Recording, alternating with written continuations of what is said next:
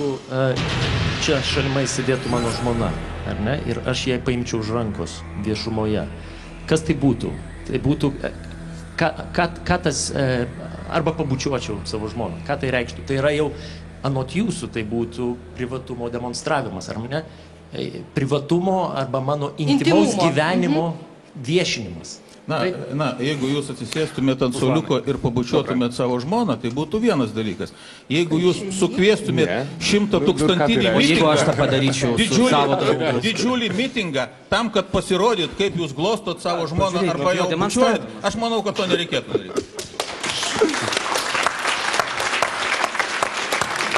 Kodėl Rokai ištiesė rankų Ruslanui ir manei, kad dabar tai reikia padaryti? Dėl to, kad jūs tam galite suteikti visiškai kitokią prasmę, negu suteikėme mes. Mielieji, man nereikia nei jūsų palaikymo, nei jūsų atjautos. Tu manai, kad mes šitą problemą išlaužėm iš piršto, manau, kad apie taip, jūs ją tikrai išlaužėte iš piršto, nes kiekvienoje visuomenėje yra ir homoseksualų, ir homofobų. Kad tai yra normalu. Tai yra visiškai normalu ir mes kiekvienas einame savo keliu. Žinai, kodėl darom laidą? Ir problema yra ta, kiek mes savo kelią bandom primesti kitiems. Tai vat aš neleisiu, kad man primestų kažkieno tai kito kelią. Ir savo kelio niekam neprimestų. Roko pozicija, aišku, šiek tiek mane stebina. Aš dabar galvoju, būdamas Seimo narių kalbėti taip, aš dabar galvoju, jis tikrai nebūtų mano Seimo narys, atsiprašau, bet aš noriu pasakyti, pritarti tai, kad tau pasisekė, kad tu gavai tą gerą gyvenimą, nežinau, uždirbai ar gavai automatiškai. Aš jo pasiekiu. Jo pasiekė, aš ir sakau. Bet kalbam apie tos, kurie to negali padaryti. Ir jų istorijų mes negirdim. Aš girdžiu. Ar daug ateina, Vladimir, pasisiūlymų žmonių? Aš girdžiu, man papasako vieną istoriją, graudi istorija, kaip žmogų išvaro iš namų. Tėvas, sužinodamas apie orientaciją, sako, tu negrįžk daugiau, nes aš tave užmušiu. Ką daryti? Kas jį gelbės? Rokai, tu, atsistodamas prie tribūnos Seime ir pasakysit, sustabdykite tą homofobiją šalyje. Ne, tu to nedarai, nes tau gerai. O tam, kam blogai, jie tyli, jie neturi tų įrankių, kurį turi tu, bet ir tu turi mandatų. Kad aš irgi palaikau tuo atveju Vladimiras Simonko ir aš irgi esu nusivylęs, kad tai jeigu žmogus vienintelis patekęs apgaulės būdu, nuslėpęs savo orientaciją, patekęs į Seimą ir vietoj to, kad galėtų kaip Aušrinė Marija Pavilionienė garsiai kalbėti už šių žmonių teisės, tai jisai snobiškai apsimetinėja, kad jisai turi labai komfortabilų gyvenimą ir yra visko patenkintas. Tai man, pavyzdžiui, tokį Seimo narį man iš tikrųjų šlykštu žiūrėti. Dėl tokių kaip Rokas yra labai daug, kurie mane irgi kaltina, kad sako, kam tu eini ir kam tu kalbi, tai jūs gyvenkit savo gyvenimą. Aš irgi neprimetu Rokų, kad būtinai eitų ir kalbėtų, bet jisai yra bailys.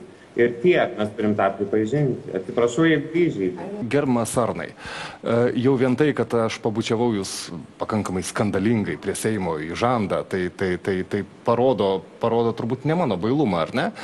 Vienas dalykas, į Seimą aš nepatekau. Aš buvau išrinktas. Ir buvau išrinktas ne dėl to, kad esu homoseksualus arba heteroseksualus, ar ne? Mane rinko ne dėl to. Tai buvo eitynės prie Seimo ir vienintelis iš Seimo, tik tai Rokas, išdrįso prieiti prie ten eitynėse dalyvaujančių žmonių, ištiesti ranką ir pabučiuoti vieną iš eitynių dalyvių. Tai buvo Arnas. Ir tu mane kaltini bailumu? Mano santykis į homoseksualius asmenys yra toks pat, draugiškas. Ar jie jums kliudo gyventi?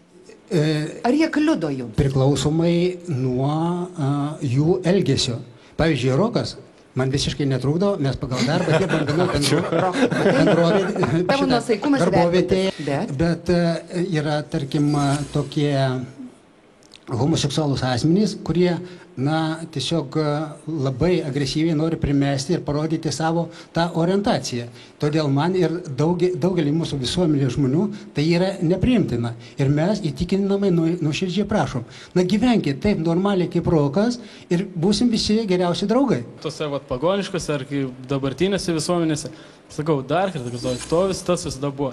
Niekas to niekada ant pjedestalo nekėlė, taip kaip kelia tos valstybės, į kurias mes dabar lygiuojamės, mus tiksliau verčia lygiuotis. Kaip pat buvo kažkieno komentaras, kad Lietuva visgi bus priversta įsileisti, nu taip, priversim, kariausim. Tai nekartą jau mus vertė. Aš manau, kad apskritai seksualumas yra tabu. Ir kai vyko tos diskusijos, man įkyriai sukosi asociacija. Mūsų šalyje sekso nėra. Atsimenat tą legendinę frazę? Ir aš manau, kad čia yra dėl to, kad tai yra tokia tema labai intimi, labai žmonėms sunkiai priimama. Ir dėl to ta tolerancija, yra tikrai ugdytina. Kai jau vaikas maždaug 4-5 metų, jisai pradeda jausti neaiškiai kažkas ne taip. Bet jisai negali nei įvardinti, nei suvokti, nei suprasti, bet jis jaučiasi kažkaip ne taip. Vėliau kitas etapas yra, kažkuris jau atsiranda paauglystėje, kai artimi draugai pradeda dairytis, tarkim, berniukai į mergaitės, mergaitės į berniukus, ir žmogus pradeda jausti, kad jo netraukia tai, kas traukia jo draugus. Ir jisai dar iš pradžių irgi kol kas nelabai susigaudo, ir jis pasimeta, sutrinka. Dėl to tas etapas ir vadinasi toks sutrikimo, identifikacijos paieškos etapas. Ir jisai gali tęstis labai ilgai. Kai kurie žmonės, tarkim kaip Ruslanas, jis gana greitai tai suvokė ir pripažino savo artimiesiems. Ruslanai, ar tu, beje, tai, ką pasakoja psichologija, ar tu visą taip ir taip praėjai 4-5 metų, kad kažkas kitaip, kad kažkas ne taip. Tau viskas šį yra suprantama, ar tau buvo viskas kitaip? Kiekvienam žmogui, aš manau, vėlgi yra viskas kitaip, bet aš apie tai nenoriu kalbėti, nes iš tikrųjų tai, ką aš išgyvenau, ne šitiem žmonėm pasakot. Bet nesveiku ar invalidu aš nesijaučiu ir toli gražu tie žmonės, kurie ateina į mano koncertus, aš irgi gėjais ar invalidais nelaikau. Tai aš tik norėjau pasakyti. Pagarbą apskritai žmogaus teisėms. Nesvarbu, ar aš moteris, ar vyras, ar aš jaunesnis, ar vyresnis, gerbkime žmonių teisės. Ir yra gera konstitucinė nuostata, kad naudodamėsi savo teisėmis ir laisvėmis, taip pat nepažeiskime kitų žmonių teisų ir laisvių.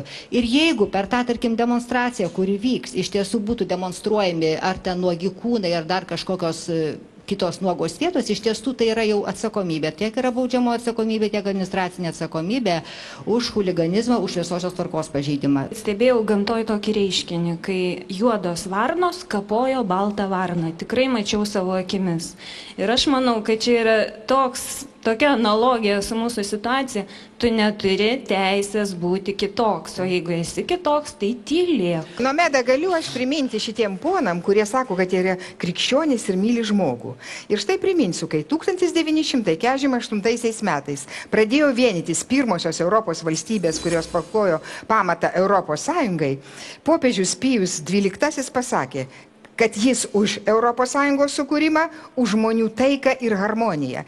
Mes visi esam Dievo vaikai, nes mes visi turime sielas. Ir krikščionybė kalba apie solidarumą, kad žmonės burtųsi.